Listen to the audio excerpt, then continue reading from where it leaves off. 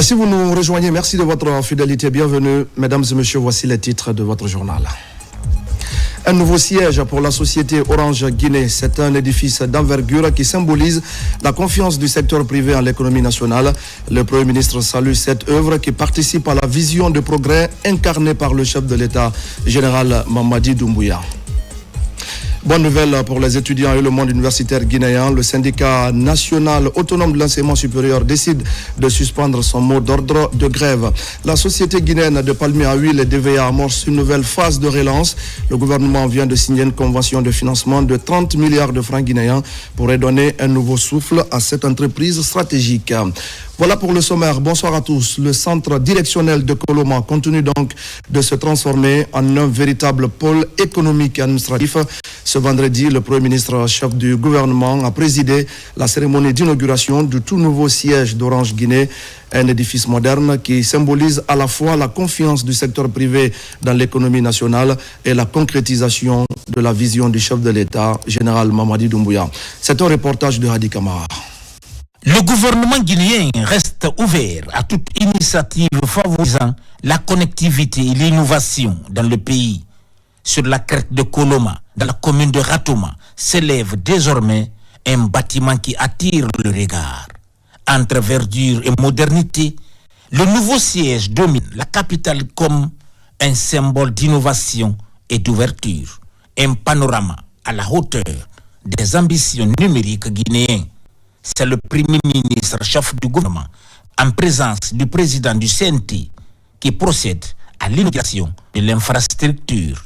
La commune de Ratoma qui abrite ce siège, ce beau bijou, est une commune qui a été connue dans un passé récent comme une commune de délinquance, de violence et de remous social. Merci à Orange pour avoir porté confiance à notre territoire, avoir amené ce bijou ici pour que la population de Ratoma désormais se ressent encore plus à l'aise. C'est qu'une maison nouvelle ne vaut que par la vitalité de ceux qui l'habitent. Et c'est bien cela que nous célébrons aujourd'hui, une réussite humaine et entrepreneuriale et la promesse d'un avenir toujours plus ambitieux aux côtés du peuple de Guinée. Je suis d'autant plus ému que ce moment a pour moi une résonance personnelle. J'étais là au lancement en 2007 en tant que directeur commercial. J'ai eu l'honneur de revenir comme directeur général 10 ans plus tard, en 2017, et me voici aujourd'hui, 18 ans après le lancement, comme président du conseil d'administration pour célébrer la maturité et la solidité de cette belle maison. L'infrastructure est un espace d'innovation, de créativité et de proximité avec les clients pour accompagner la Guinée dans la transition digitale. Ce siège d'Orange Guinée incarne à la fois une réussite économique, un partenariat public-privé solide et un symbole d'enracinement. En choisissant de bâtir ici, Orange Guinée ne fait pas qu'investir dans la pierre, elle investit dans la confiance, dans la stabilité et dans la jeunesse guinéenne. Elle investit dans notre économie. C'est un message fort. La Guinée est une terre d'investissement, de sécurité, de performance. Ce nouveau siège va abriter les principaux services administratifs et techniques de l'entreprise dans une dynamique de transformation numérique soutenue par le gouvernement. Pour nous, c'est un grand jour pour de multiples raisons. Ce n'est pas simplement un bâtiment qu'on inaugure. On célèbre à travers ce que Orange Guinée a construit ici plusieurs aspects. Premièrement, on célèbre Orange. Rendons à César ce qui appartient à César. Vous avez été parmi les premiers, ou sinon le premier, à aller dans le sens de la recommandation du président de la République, le chef de l'État, le général Mamadi Doumbouya, que chaque entreprise d'envergure, qu'elle soit dans le secteur des télécoms ou dans le secteur des mines, de construire son siège en République de Guinée. Merci pour nous avoir, disons, réalisé cette recommandation du président de la République.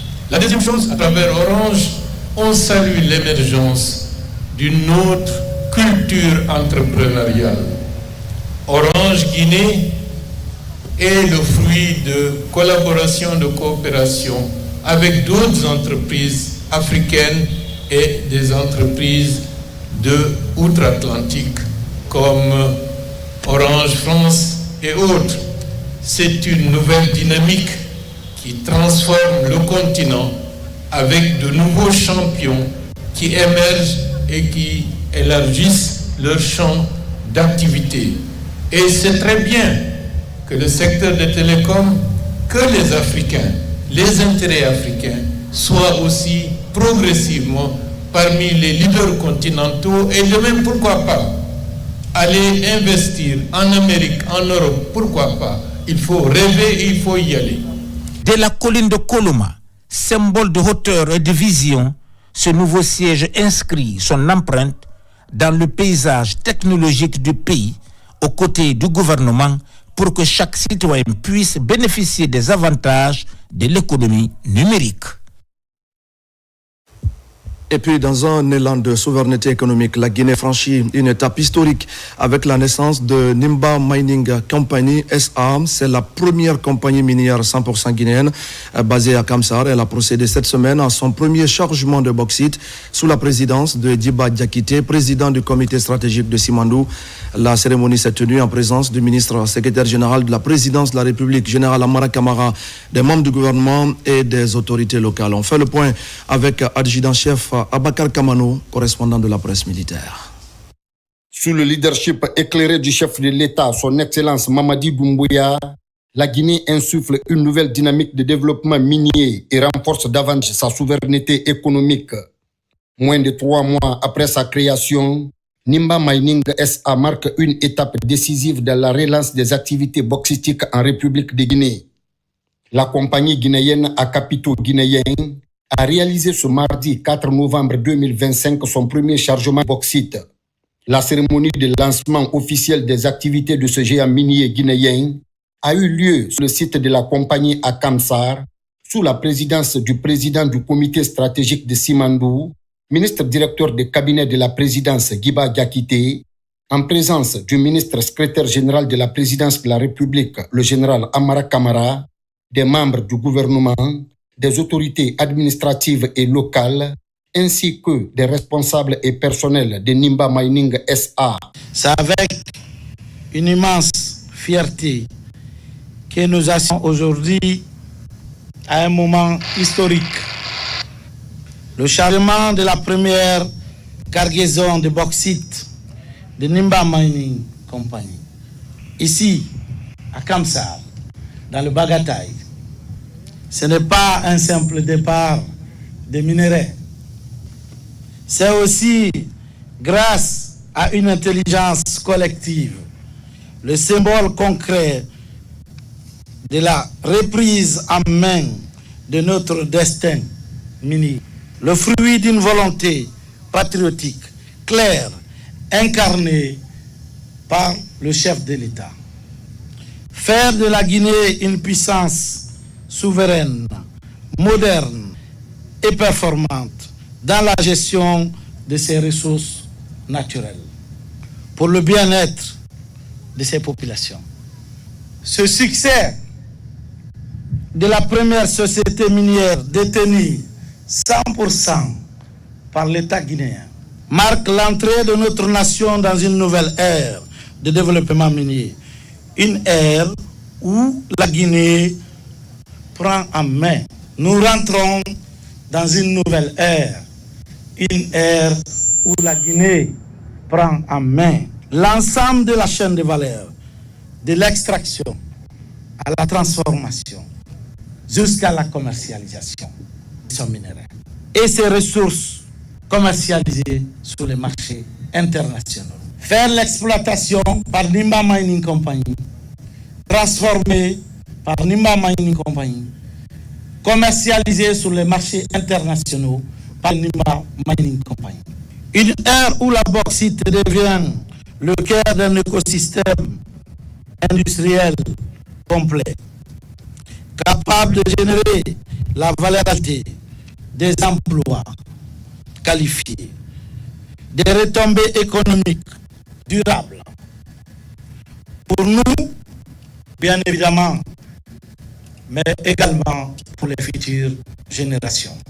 La République de Guinée affirme une nouvelle fois sa capacité de maîtriser son destin économique avec une souveraineté politique assumée. Créée il y a à peine 3 mois, à la suite de la reprise des actifs d'une entreprise qui n'a pas respecté ses engagements conformément au Code minier de la République de Guinée, notamment dans son article 88 et sa convention de base.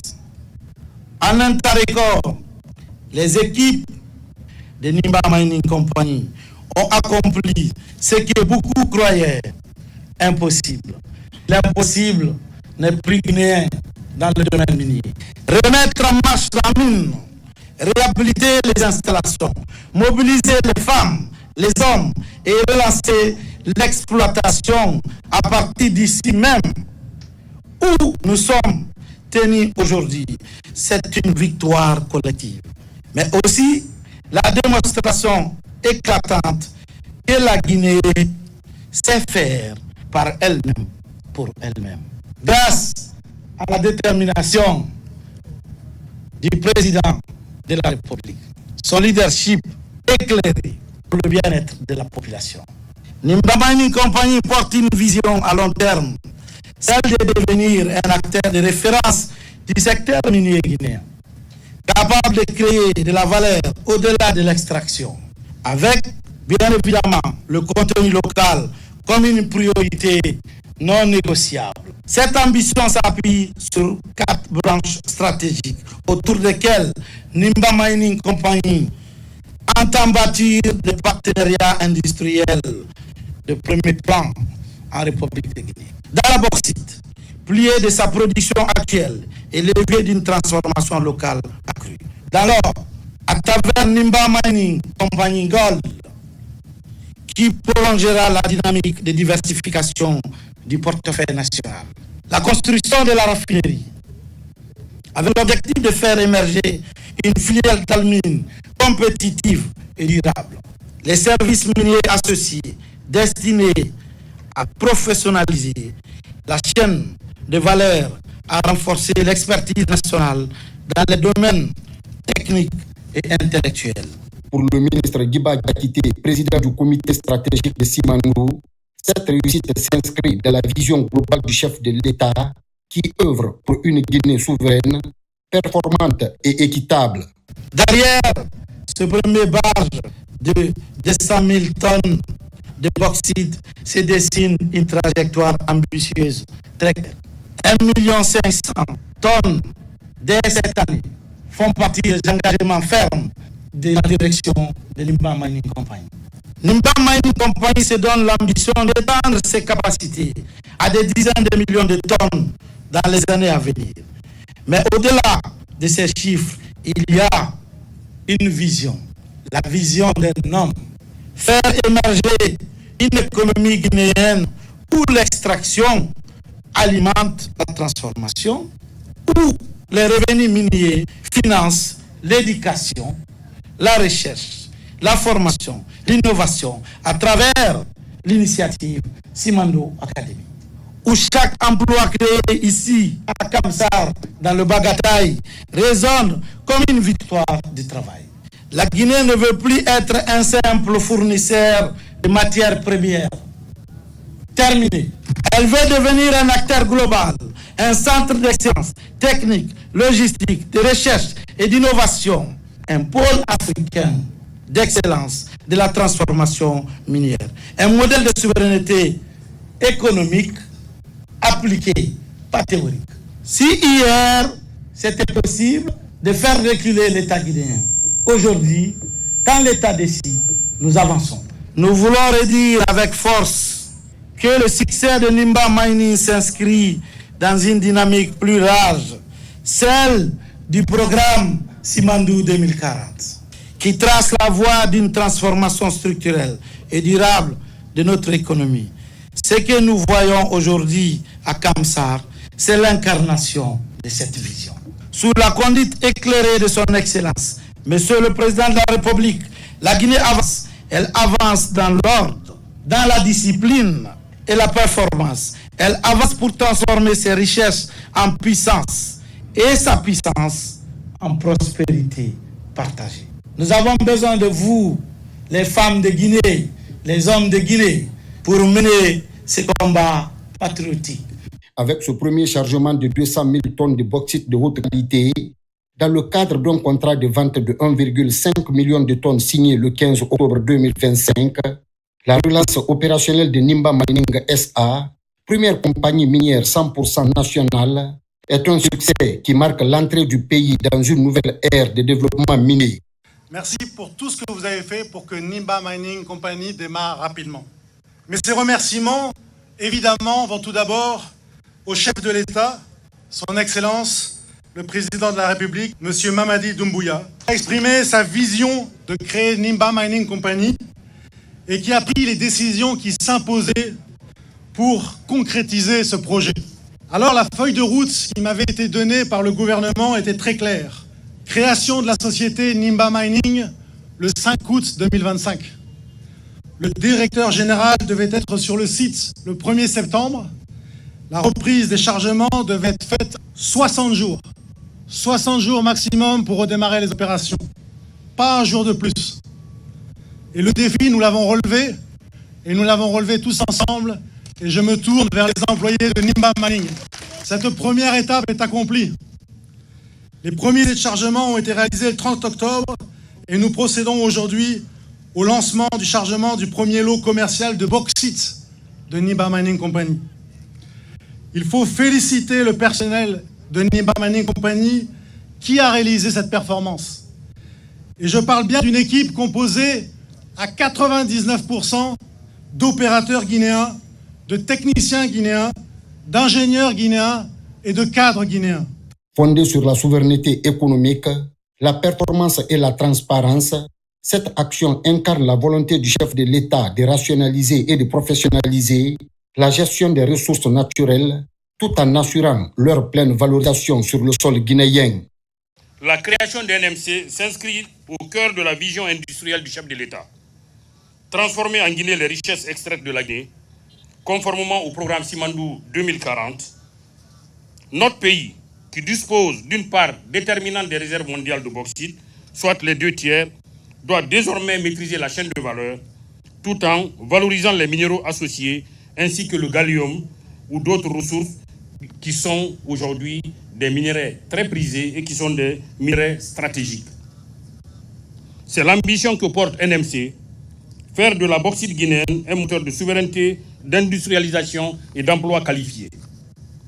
Cette ambition repose sur des fondamentaux clairs. Gouvernance rigoureuse des titres miniers à travers l'assainissement du cadastre minier, la digitalisation des procédures et pour une plus grande transparence pour chaque étape du processus d'octroi des titres miniers. Priorité à la transformation locale des produits miniers pour que la valeur ajoutée reste en Guinée et irrigue nos territoires et nos vaisseaux sanguins. Renforcement du contenu local avec des emplois qualifiés, de la sous-traitance, la formation et la montée en compétences des jeunes Guinéennes et Guinéens. Transparence et redevabilité. En pleine conformité avec les normes internationales de l'initiative pour la transparence dans les industries extractives. Exigence en termes ISJ, les normes environnementales, sociales et de gouvernance. Pour une protection de l'environnement, la sécurité du travail et des travailleurs, le respect des communautés riveraines des zones d'exploitation minière pour une gestion responsable de nos ressources naturelles. Cette société s'inscrit en droite ligne de notre éditorial d'indépendance que nous appelons aujourd'hui la souveraineté économique. S'inspirer du passé pour construire l'avenir. Et cette souveraineté économique veut dire la Guinée doit être à même de gérer toutes ces ressources minières pour le bénéfice de l'ensemble des Guinéens, pour que les revenus miniers profitent à l'ensemble des Guinéens. C'est dans ce cadre que l'énorme projet minier qui naissent depuis l'avènement du CNRD au pouvoir donnent en priorité l'avantage et le bénéfice pour les Guinéens.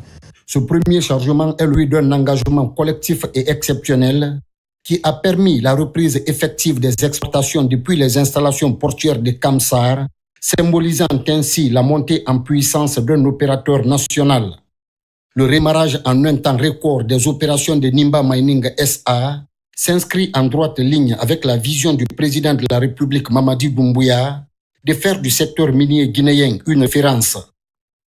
Personne ne pouvait imaginer, dans un passé récent, même loin, que la Guinée pouvait créer, avec des capitaux 100% guinéens, une compagnie qui extrait, qui transforme et qui vend ses matières premières. C'est ce que le président Doumbouya vient d'accomplir. NMC, ce n'est pas seulement une compagnie de bauxite, mais c'est la transformation de notre souveraineté en actes concrets. Aujourd'hui, les Guinéens doivent dire que la souveraineté dont ils ont toujours rêvé vient d'être transformée en une réalité.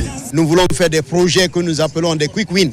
Aujourd'hui, nous sommes fiers d'annoncer, c'est l'un des projets phares qui rentre dans le cadre du programme Simandou 2040. Ce projet, c'est un projet existant, mais grâce au leadership, grâce à la ténacité, grâce au suivi de son excellent le président Mamadi Doumbouya, on est là aujourd'hui pour vraiment concrétiser cet espoir. Nous félicitons tous les travailleurs de Nimba Mining Company, parce qu'il faut reconnaître que toutes les personnes qui travaillent dans l'entreprise ont été prises en compte pour continuer cette opération.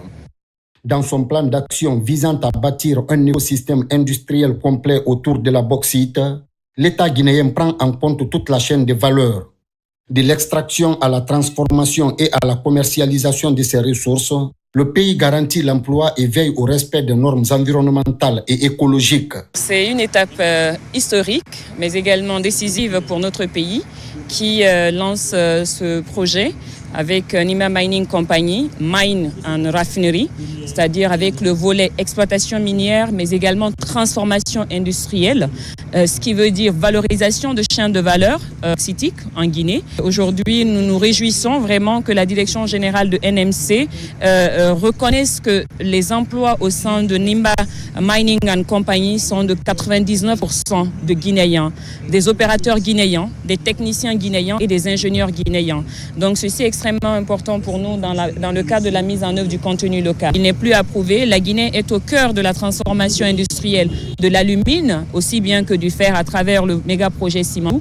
Donc nous pouvons que saluer le chef de l'État, le président Mamadi Doumbouya, pour ce pan historique encore au cœur de la transformation industrielle guinéenne et au cœur de l'exploitation minière. C'est un grand moment pour l'histoire industrielle de notre pays. Ce lancement se fait conformément aux directives du président de la République, Mamadi Doumbouya, qui a tenu à préserver les emplois des Guinéens. Et il faut souligner également que l'exploitation de la mine se fera en conformité avec les normes ESG les plus strictes, donc sur les questions environnementales, sociales, mais également de gouvernance, donc notamment en ce qui concerne les relations avec les communautés. Détenu par une holding dédiée à l'extraction, à la transformation et à la valorisation des ressources naturelles de la Guinée, Nimba Mining Company SA est une société guinéenne 100% nationale, créée en 2025. Elle exploite les mines de Tingilinta, l'un des plus grands gisements de bauxite du pays. Nimba Mining incarne un modèle de gouvernance souveraine et durable au service du développement socio-économique de la République de Guinée. À la suite du lancement officiel du tout premier chargement de bauxite de Nimba Mining Company SA, la délégation a rendu une visite de courtoisie auprès des sages de la localité de Kamsar. Cette rencontre, placée sous le signe du respect et de la reconnaissance, avait pour objectif de transmettre les salutations et les remerciements du président de la République à la communauté de Kamsar pour son accompagnement tout au long du processus de mise en œuvre de ce projet minier. Dans le reste de l'actualité maintenant, tenue ce matin à Conakry, de la première réunion du comité de pilotage du programme cadre d'appui à la diplomatie économique, à l'intelligence stratégique et à la coopération internationale. Ce programme ambitieux entend renforcer la place de la Guinée sur la scène internationale en misant sur la diplomatie économique et sur l'implication de la diaspora dans le développement socio-économique du pays. Alpha Isiagaba. La diplomatie économique au cœur de la vision de refondation. Le ministère des Affaires étrangères s'inscrit pleinement dans cette politique du CNRD, d'où la mise en place du programme cadre d'appui à la diplomatie économique, à l'intelligence stratégique et à la coopération internationale. C'est la tenue de la première réunion du comité de pilotage du PODEC.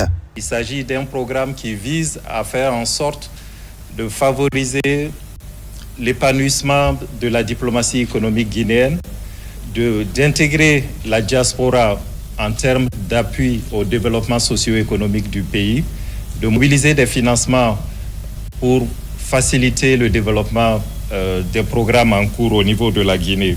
Le PRODEIC cherche à identifier tous les grands projets dont disposent les départements sectoriels, à travers d'ailleurs lesquels nous sommes en interaction avec les points focaux, pour leur trouver les possibilités d'investissement sur le plan international.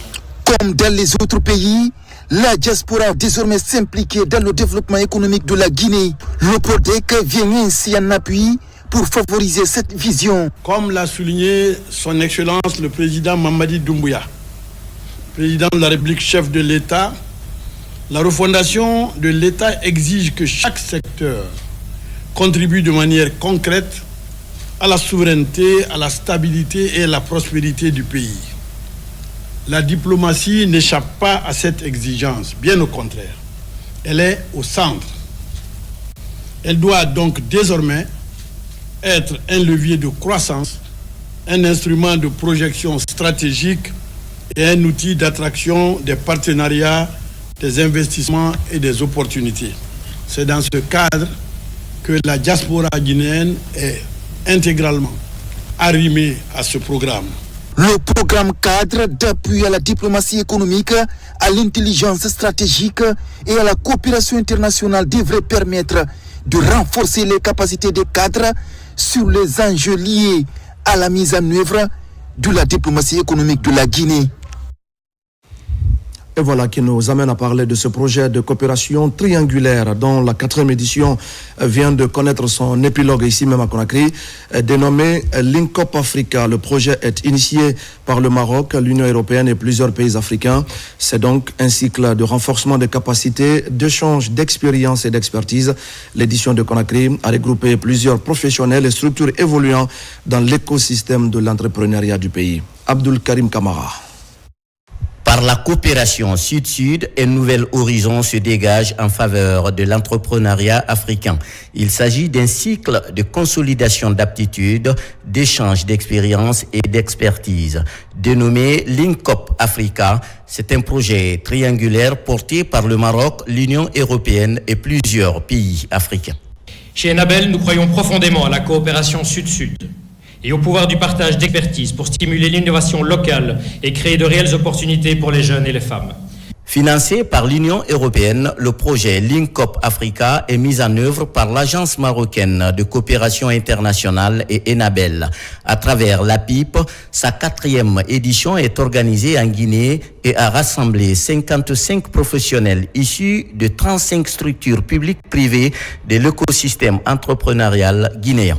Nous avons des investissements qui sont tournés vers l'essor du secteur privé guinéen, montant nominal consacré au secteur privé entre 50 millions et 100 millions d'euros. Cette mission illustre avec éloquence la vision de Sa Majesté le Roi Mohamed VI, que Dieu l'assiste, pour une coopération sud-sud solidaire, pragmatique et agissante. Elle cadre également avec le projet Simandou 2040. Au cours de cette édition, les masterclass dédiés avec pour objectif transférer un kit d'incubation du projet s'inscrivent pleinement dans la stratégie nationale de développement industriel et de promotion des PME. Vous êtes désormais mieux armés pour encadrer les entrepreneurs, concevoir les programmes plus efficaces et favoriser la collaboration entre les acteurs publics et privés. Je vous encourage à mettre en pratique ces nouvelles connaissances en soutenant les startups, en promouvant l'innovation verte et en aidant les PME à se développer. Au-delà des apports méthodologiques, c'est aussi un espace d'échange d'expertise marocaine et guinéenne qui favorise le dialogue autour des bonnes pratiques, des défis partagés et des approches innovantes en matière d'accompagnement entrepreneurial. Merci à Abdul Karim Kamara pour ces explications. Et puis la Guinée vers l'élection présidentielle du 28 décembre prochain. Après le dépôt des candidatures et l'installation du Collège des médecins, la Direction générale des élections vient de signer des conventions avec des organisations de la société civile et des associations de presse. C'est une collaboration destinée à renforcer la mobilisation citoyenne pour un vote inclusif, apaisé et crédible. Amadou Touré, Abdul Razak Souma. Pour réussir l'élection présidentielle du 28 décembre 2025, à l'image du référendum constitutionnel, la Direction générale des élections renouvelle sa confiance à ses partenaires de terrain. Ce sont les associations de presse et les organisations de la société civile, deux acteurs majeurs du processus qui contribuent à la mobilisation et la sensibilisation des populations sur leur rôle et responsabilités dans le choix du futur dirigeant du pays. Le processus sera beaucoup plus inclusif parce qu'aujourd'hui, force est de constater que le partenariat s'est élargi. Tout type de médias avait été impliqué, mais cela ne s'était pas étendu à tout le monde. Aujourd'hui, je pense que le processus est beaucoup plus inclusif. Et comme c'est une élection majeure, importante, je pense que la Direction générale des élections a pris la pleine mesure de l'événement et va certainement déployer les moyens qu'il faut pour que le processus réussisse. Cette convention nous permettra ensemble de contribuer à asseoir la paix durable pendant ce processus, mais aussi à contribuer à l'information et à la sensibilisation des citoyens, surtout l'éducation civique, pour amener chaque citoyen à comprendre le processus qui nous engage tous. À travers ces différentes signatures, ces structures s'engagent à accompagner la Direction générale des élections dans l'organisation d'un scrutin présidentiel apaisé et crédible à l'image du vote référendaire. Entièrement sur vous pour que l'accompagnement que vous avez si bien fait dans votre domaine soit renouvelé pour la tenue du scrutin présidentiel du 28 décembre 2025. Quel que soit l'organe technique de gestion que nous mettions en place, la communication, l'information, la sensibilisation est la clé de voûte de la réussite de tout processus électoral.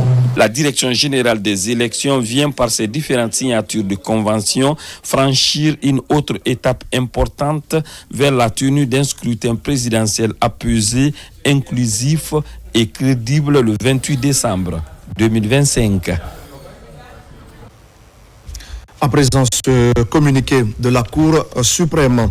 La Cour suprême de la République guinéenne informe l'ensemble des citoyens et les candidats à l'élection présidentielle du 28 décembre 2025 qu'une audience publique se tiendra ce samedi 8 novembre 2025 à 18h précises dans la salle d'audience de la Cour suprême.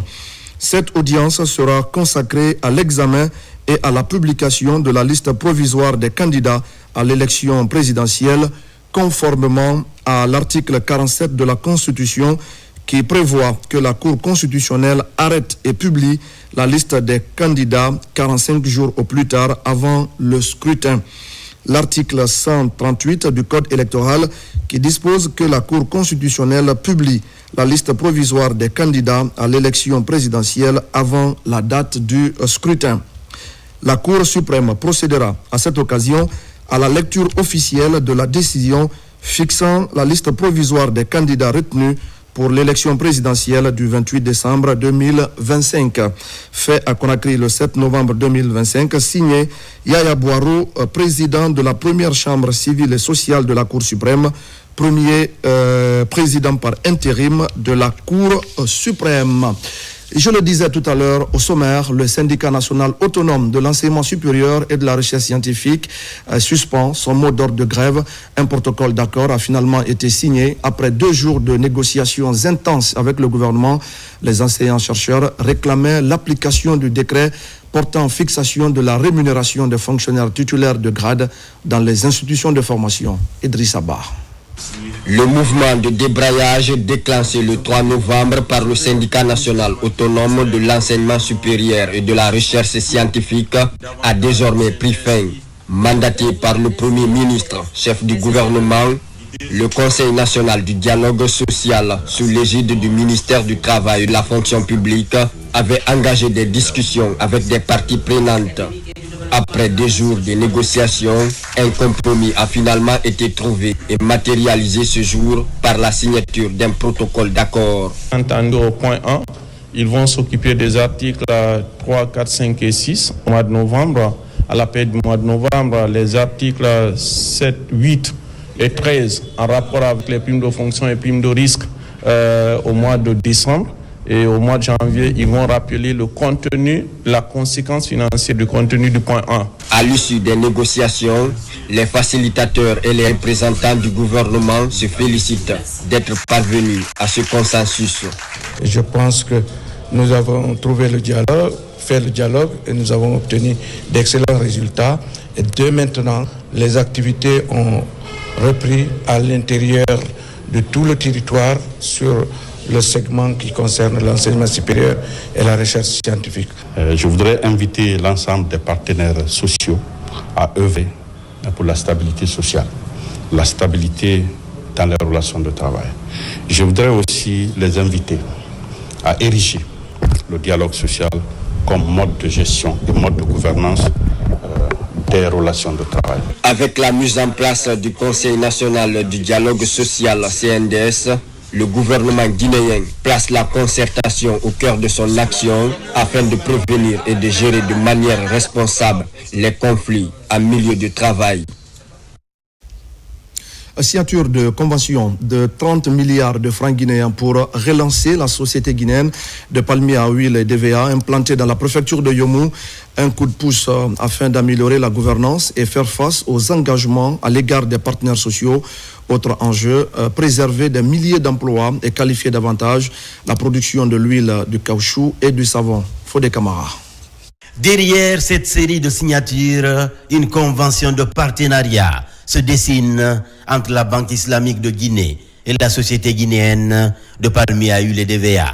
Une convention de 30 milliards de francs guinéens pour mieux planifier les paiements au profit des travailleurs, planteurs, transporteurs et autres partenaires sociaux.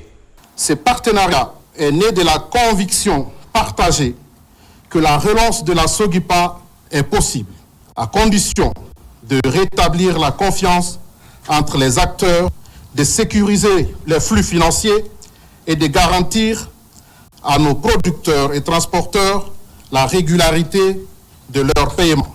Nous voulons, à travers cet accompagnement, contribuer à la stabilité des revenus des producteurs, à la sécurisation des emplois et à la révalorisation de la filière palmier à huile et EVA, qui sont des secteurs stratégiques pour la région forestière et pour l'économie nationale. Cette convention vient solidifier les instruments de gouvernance de la SOGIPA, une agro-industrie de 38 ans d'existence dont les milliers d'emplois sont à préserver. La SOGIPA est ça que nous voulons désormais construire avec la vision du président de la République, le général Mamadi Doumbouya, est une SOGIPA réinventée, fidèle à son héritage, mais résolument tournée vers l'avenir. Je vous exhorte donc à maintenir ce cap et à faire de ce partenariat un instrument concret de transformation et de progrès. Car le développement agricole ne se décrète pas, il se construit par la confiance, la méthode et la bonne gouvernance. Toujours sous l'égide des autorités du ministère de l'Agriculture, une autre convention a été signée. Un accord de plus de 100 millions de dollars pour la réalisation d'une ferme intégrée à Bagna, dans la région de Farana. Une ferme avec plus de 1000 emplois directs dans la ligne de mire. Au début, plus de 5000 hectares d'exploitation où on va produire du riz, du blé, du soja et du maïs. Et ça, au final, va produire, on pense, plus de 100 000 tonnes de nourriture qu'aujourd'hui, on est forcé à importer parce qu'il n'y a pas assez de production locale. Pour tourner la page de l'agriculture de subsistance peu rentable, les autorités explorent les pistes de solutions pour transformer les potentialités de la ruralité en véritable moteur de croissance économique. Le contenu de ce communiqué du Conseil national de la transition portant convocation d'une plénière.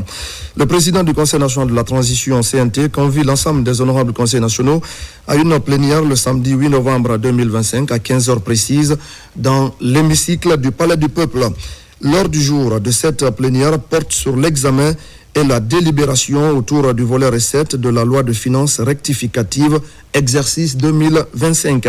Sont invités à prendre part à cette plénière le Premier ministre, chef du gouvernement, les présidents des institutions républicaines, le conseiller du président de la République chargé des relations avec les institutions républicaines, le ministre de la Défense nationale, le ministre du Plan et de la Coopération internationale, le ministre de l'Économie et des Finances, le ministre du Budget, le ministre des Affaires étrangères, de l'intégration africaine et des Guinéens établis à l'étranger, le ministre de l'Information et de la Communication, le ministre de la Pêche et de l'Économie maritime, le gouverneur de la Banque centrale de la République de Guinée, Madame la gouverneure de la ville de Conakry, les chefs des missions diplomatiques, consulaires et organisations internationales accréditées en République de Guinée, les présidents des délégations spéciales des communes de Conakry, le directeur général de l'autorité de régulation des marchés publics, l'administrateur général de l'administration et contrôle des grands projets, le secrétaire exécutif de l'Agence nationale de lutte contre la corruption et de promotion de la bonne gouvernance,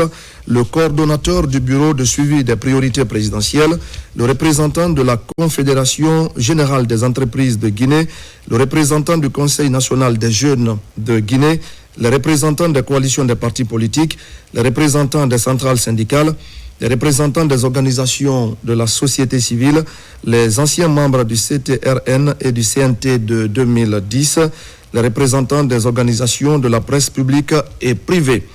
Compte tenu de l'importance de l'ordre du jour, la présence de tous les honorables conseillers nationaux est exigée. Conakry, le 7 novembre 2025, pour le bureau, le président du Conseil national de la transition, Dr Dansa Kourouma. À présent, parlons de la validation du troisième rapport portant sur les avancées de la Guinée dans l'application de ses engagements internationaux en faveur du climat. Le document ainsi validé sera communiqué au secrétariat des Nations Unies, ce qui devra permettre à notre pays de figurer parmi les nations les plus engagées, notamment dans la réduction du réchauffement de la planète. Mamadou Alpha Baldé et Yara Diallo. Les communications sur les changements climatiques doivent être fournies de façon périodique aux instances onusiennes pour montrer l'engagement du pays dans la lutte contre les émissions de gaz à effet de serre, les efforts d'adaptation, mais aussi ceux liés à la mobilisation des fonds pour le financement des projets verts. Conformément aux accords de Paris, la Guinée valide sa troisième communication sur les changements climatiques. La troisième communication nationale constitue un document stratégique majeur, car elle permet de dresser un état de lieu actualisé des émissions nationales de gaz à effet de serre, des vulnérabilités de nos secteurs socio-économiques ainsi que des efforts d'atténuation et d'adaptation entrepris par la Guinée.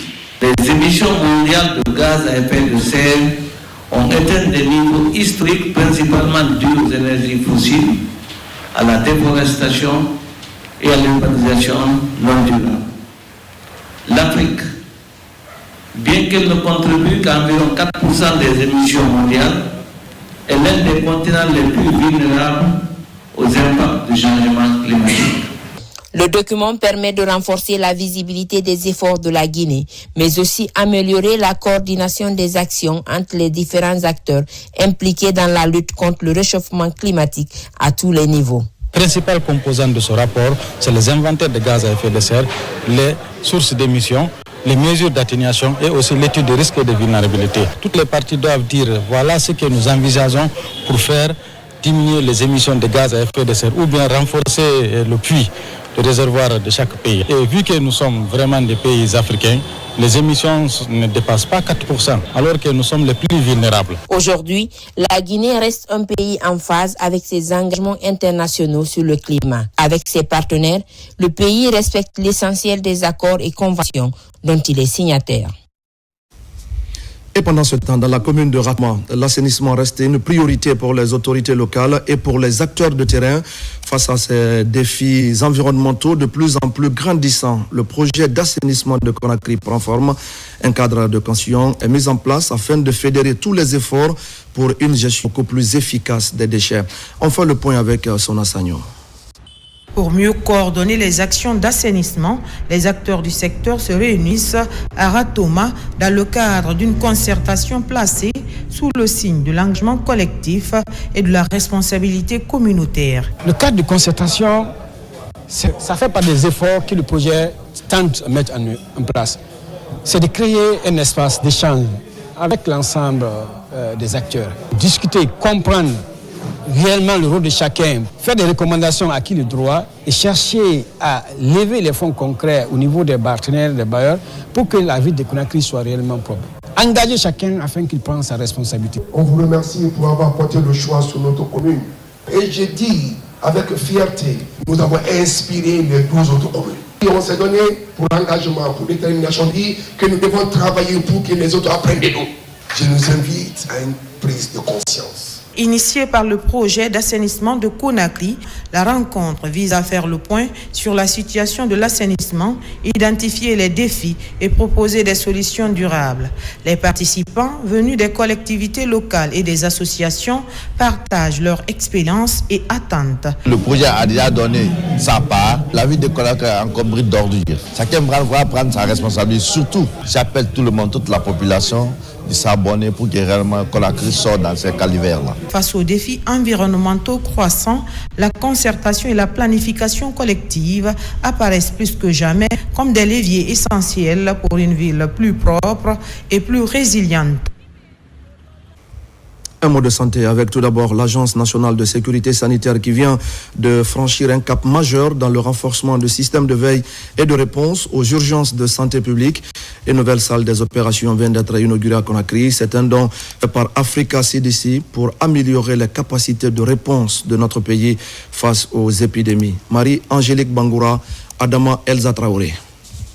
Moderne et entièrement équipée, cette salle permettra d'assurer une surveillance sanitaire plus efficace, une coordination rapide et une gestion opérationnelle en temps réel lors des crises sanitaires. Une avancée qui s'inscrit dans le cadre du plan national de sécurité sanitaire à travers le soutien de Africa CDC pour mieux protéger les populations. Ce matériel dernière génération d'un montant de $400,000 vient dans la vision de sauvegarder l'Afrique.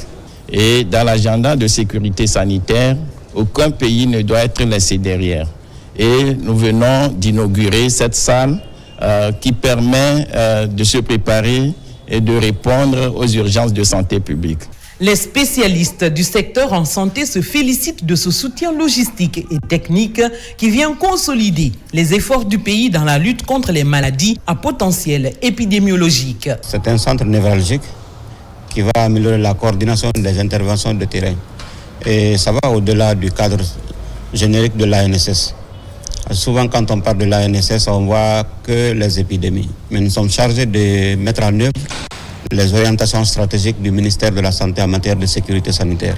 Donc le service vétérinaire, l'environnement et l'administration du territoire, les programmes verticaux du ministère de la Santé, tout le monde utilisera ce centre pour coordonner les interventions de terrain. Nous tenons à remercier nos partenaires techniques et financiers, notamment CDC Africa et la Banque africaine de développement, pour cet investissement vraiment conséquent.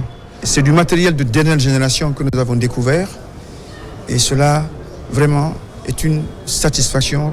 Ce dispositif est conforme à l'approche One Health qui prône une collaboration entre santé humaine, animale et protection de l'environnement pour prévenir les épidémies et renforcer la résilience sanitaire, tout en s'alignant sur les standards internationaux de sécurité sanitaire. Au même moment, le ministère de la Santé, à travers l'Institut de perfectionnement du personnel de santé, continue son programme de formation. Cette fois-ci, ce sont les directeurs des hôpitaux qui sont concernés par une session de renforcement de capacité. La formation est axée sur la prévention et le contrôle des infections. Adiatou Bari. Venus des régions administratives de Mamou et Farana, ces responsables hospitaliers sont à l'école de la prévention et du contrôle des infections niveau intermédiaire. Une thématique qui s'inscrit dans la gouvernance hospitalière en vue de réduire les infections associées aux soins. C'est dans ce cadre que l'IPPS a créé parmi ses programmes de formation la formation certifiante en PCI de niveau intermédiaire destinée à doter les cadres hospitaliers des connaissances et aptitudes nécessaires pour appliquer la politique nationale de PCI et intégrer ces principes dans la gestion quotidienne de leurs établissements. Donc je pense que la PCI elle est transversale du bureau jusqu'à l'agent d'entretien. C'est pourquoi la formation continue que l'IPPS a fait ici, sur 875 agents formés, on a stratifié du garçon de salle jusqu'aujourd'hui au directeur d'hôpital. Au nombre de vents, ces responsables hospitaliers vont acquérir de nouvelles connaissances sur les normes et techniques de prévention et de contrôle des infections en milieu hospitalier. La formation que vous allez suivre répond à des enjeux critiques pour notre système de santé.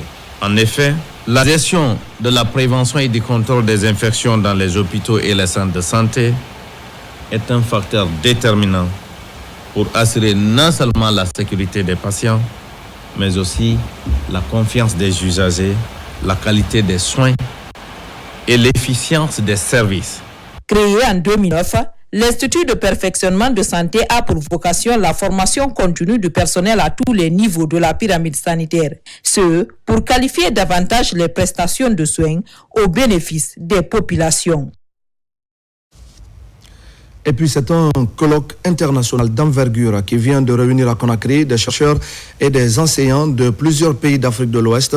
Ils ont parlé du rôle des oulémas dans la promotion de l'enseignement de la langue arabe et la préservation de l'identité culturelle et civilisationnelle du continent. Des discussions qui visent à renforcer les liens intellectuels et spirituels entre les pays de la sous-région. Marwan Kamara et l'âge Ismaël Abbé. À l'Université Al-Imar de Guinée, le coup d'envoi de la 3e édition du colloque international scientifique est donné. L'événement réunit des chercheurs et intellectuels du monde islamique autour d'un même objectif: mettre en lumière la contribution des grandes figures intellectuelles de l'Afrique de l'Ouest dans la promotion de l'enseignement de la langue arabe. Le programme est coordonné à Conakry par la chaire de Dissescou de l'Université générale Lansana Conté Symphonia. La plupart de nos érudits ne sont pas très bien connus. Ceux qui sont connus ne sont pas valorisés en Guinée. Tout ceci devait être bien connu dans les boulevards, dans les rues. Les écoles doivent être dénommées à leur nom. Notre vocation avec la chaire ISESCO, c'est de faire en sorte que ceux qui sont dans le domaine arabe puissent se sentir vraiment des vrais chercheurs. La langue arabe ne soit pas un outil comme certains pensent, mais plutôt qu'elle soit un outil de communication. Durant des jours, étudiants et enseignants-chercheurs venus de plusieurs pays de la sous-région ont échangé sur les défis et perspectives liés à l'enseignement de la langue arabe, mais aussi sur la promotion d'un islam modéré et éclairé en Afrique de l'Ouest.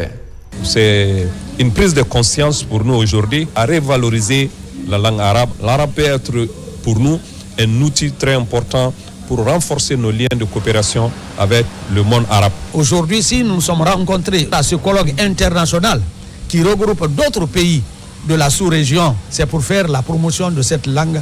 Or, nous sommes là pour leur féliciter pour cette organisation. Cette initiative s'inscrit dans le cadre du programme de l'Organisation du monde islamique pour l'éducation, les sciences et la culture ISESCO, en partenariat avec la Fondation Hamdan du Maroc. Elle met en avant le rôle historique des savants africains dans la transmission du savoir et souligne l'importance de la langue arabe comme vecteur de culture, d'unité et de dialogue entre les peuples. Au ministère de l'Enseignement supérieur, les femmes occupent désormais une place de choix au sein du département. À la Cité des sciences et de l'innovation se tient la 9e édition du prix d'excellence féminine.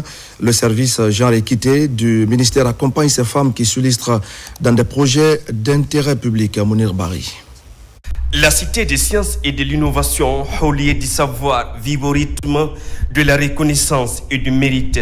Ici, le talent et la persévérance des femmes du secteur de l'enseignement supérieur et de l'entrepreneuriat sont mis à l'honneur. Derrière ces lauréates se trouve aussi un engagement, une passion et aussi une histoire à raconter et qui mérite d'être célébrée. Être célébré dans son propre pays a une toute autre saveur parce qu'en fait, tout a commencé ici.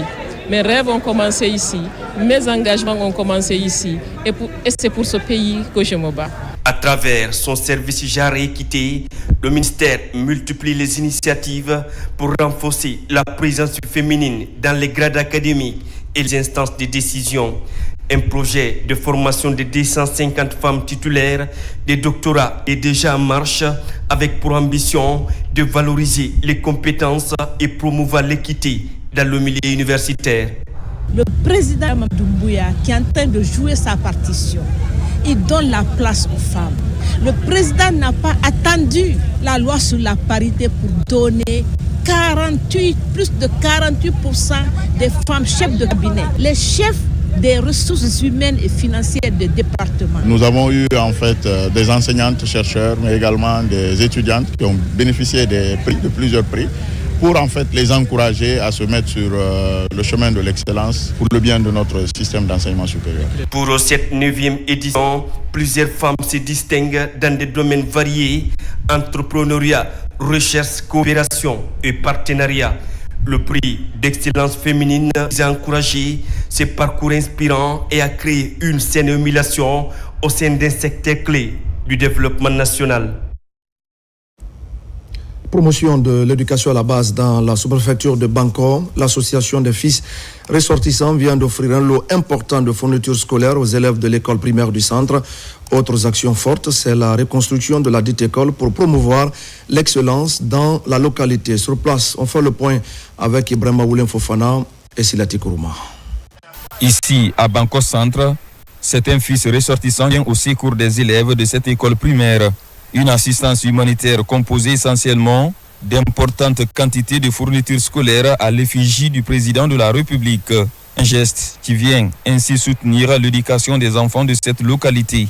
Mais il réconforte aussi les parents d'élèves en ce début de l'année scolaire. Si M. Moussa Nabi emboîte le pas à l'association AM qui est venue pour la première fois doter 2 de mes écoles en fournitures scolaires, ça ne peut que me réjouir. Je suis très content de ce don. Nous vous remercions de nous avoir donné ce cahier. J'espère que nous allons bien travailler avec ce cahier. Nous remercions les donateurs. Construite depuis 1921, cette école a été le premier temple du savoir de cette localité. Compte tenu de son état de vétusté très poussé, aujourd'hui, l'établissement scolaire bénéficie d'une reconstruction. Les travaux sont à ce jour estimés à près de 95% d'exécution. De quoi se réjouir l'association des fils ressortissants de Bangkok. Je lance un appel à tout un chacun, le peu que les âmes peuvent mobiliser, non seulement pour achever l'école, la toute première école, au niveau de la contrée, mais aussi l'école aussi a besoin d'une clôture. Sans l'éducation, il n'y a pas de réussite. Donc, nous avons jugé de nous investir dans ce sens pour préparer l'avenir de notre localité. Parce que qui dit l'avenir parle des enfants. Qui parle des enfants parle de l'instruction. Ces efforts consentis par les fils ressortissants cadrent parfaitement avec la vision du premier magistrat du pays, celle de faire de l'éducation et de la formation des fils et filles de la Guinée une des priorités de son programme de développement. Dans les zones d'intervention de la société Sycamore Mine Guinée, des fournitures scolaires sont également mises à la disposition des élèves en respectant sa responsabilité sociétale à Kinyero dans la préfecture de Kouroussa.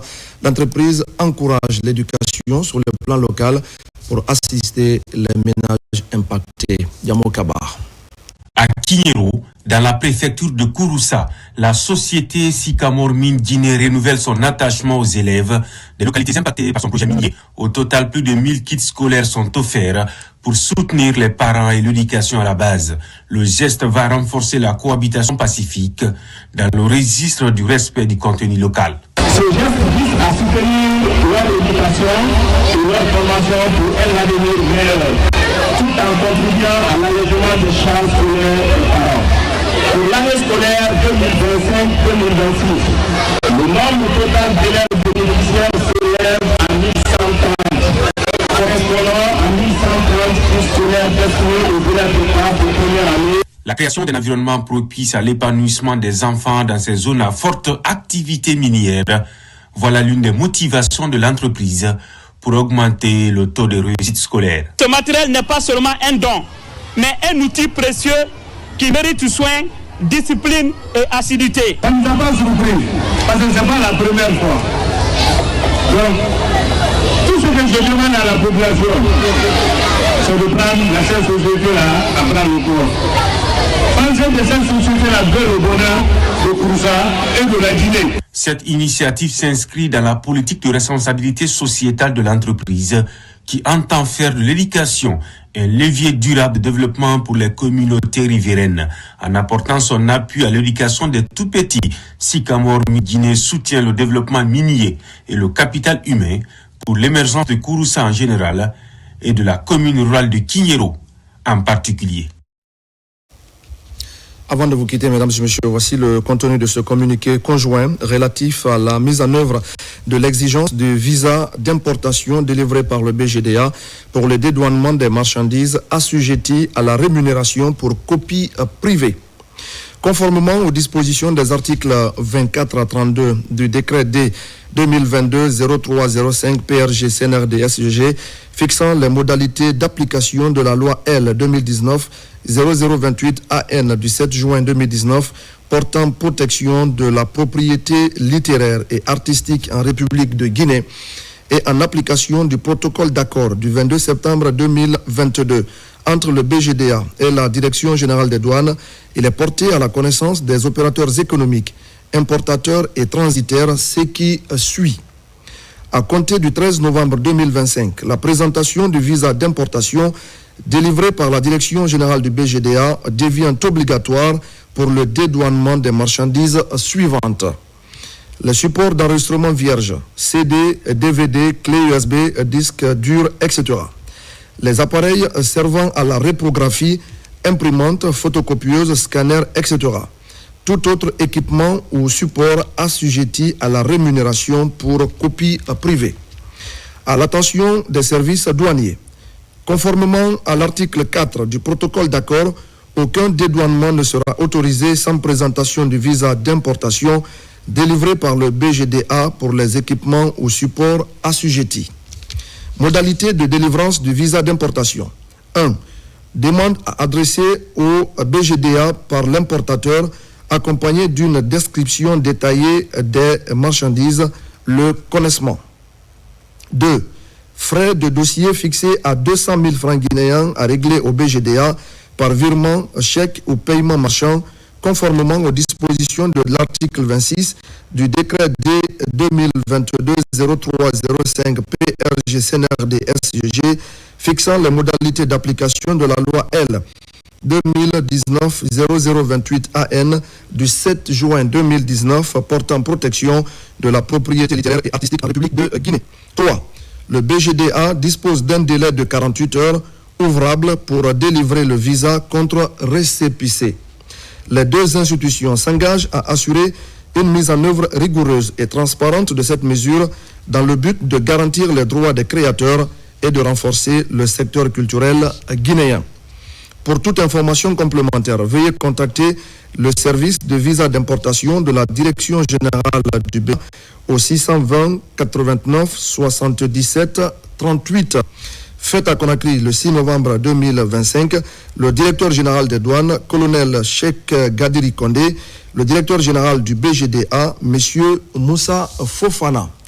Et voilà, mesdames et messieurs, c'est la fin de ce journal. Merci à tous de l'avoir suivi. Je vous retrouve là pour d'autres actualités de la Guinée, notre paradis, terre de richesse et d'innovation. Bonsoir à tous.